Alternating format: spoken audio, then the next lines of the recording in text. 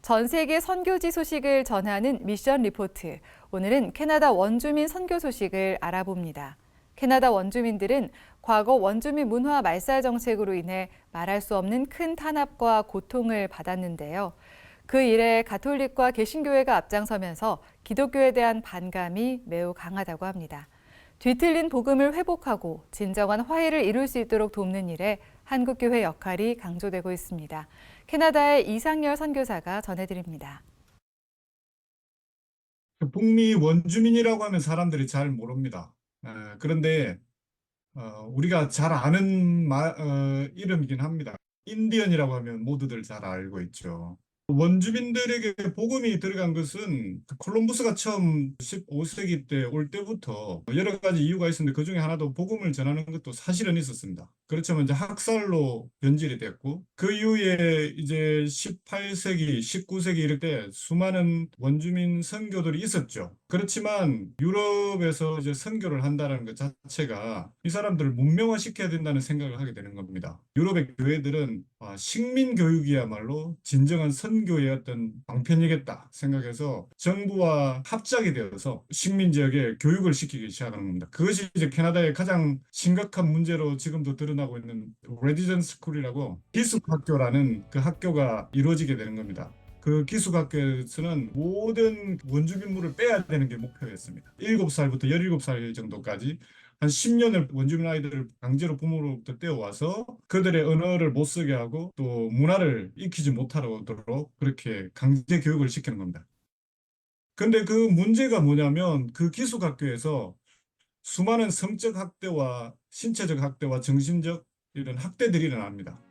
그리고 또 그게 수많은 아이들이 죽게 되는 거죠. 통계상으로는 캐나다 정부는 8,000명 뭐 이 정도 죽었다고 얘기하지만 원주민들의 보고들을 보면 셀 수가 없다. 그 기숙학교가 1996년에 마지막으로 문을 닫게 되었는데 지금 40대, 50대들이 이제 원주민 기숙학교를 경험한 사람들이 많죠. 그러다 보니까 기독교의 하나님이라는 것은 침략자의 아버지고 예수는 그의 아들인 거죠. 그래서 수많은 사람들의 목숨을 앗아간 그런 종교가 바로 기독교가 되어 있는 것입니다. 그래서 이 원주민 지역은 미전도 종족이라고 표현하지 않고 어떤 우리 선교사님 같은 경우는 오전도 종족이다. 복음이 잘못 왜곡되어서 들어간 곳이라고 표현합니다. 원주민들 중에 기독교를 모르는 사람이 아무도 없습니다. 그렇지만 기독교의 하나님은 침략자의 신이고 자기들을 학살하고 학대하고 폭행을 지른 그런 종교가 기독교가 되어 있는 겁니다. 원주민들은 기독교와 이 백인들에 대한 상처 때문에 교회로 나오기가 정말 어렵습니다. 그리고 백인 교회 성도들을 보면 사실은 원주민 선교에 대해서 아무런 관심이 없습니다. 지금 이 원주민 선교 같은 경우는 가장 취약한 곳으로 되어 있고 그리고 가장 열매가 없는 곳입니다. 이 선교적으로 우리가 본다면 캐나다 원주민 지역이야말로 정말 한국 선교사가 필요한 상황이라고 저는 생각이 듭니다. 친구와 친구가 싸우게 되면 그 중재해주는 역할이 있어야지만이 좋은 화해들이 일어날 가능성이 있잖아요. 그런 것처럼 백인들 교회들이 모임에 원주민들이 가지 않고 원주민들의 모임에 백인 목사들이 오지 않는 상황에서 외부에서 온 선교사들이 양쪽을 다 불러 모아서 함께 얘기해보는 그런 토론의 장들을 만들어낼 수 있는 게 이 한국 선교사 외부의 선교사들이라고 생각이 듭니다. 2, 3년 전에 기숙학교 옆에서 이제 215구의 무명의 유해들이 발견이 되어서 지금 원주민과 백인 교회 또는 백인 정부와의 가장 극도의 긴장된 상태이기는 합니다. 서로 진실을 바라보고 그러면서 그 안에서 화해의 씨앗들이 자라나게 되는 그런 일들이 필요하다고 저는 생각이 듭니다. 그래서 저 같은 경우는 화해를 위한 사역들을 많이 진행하고 있습니다.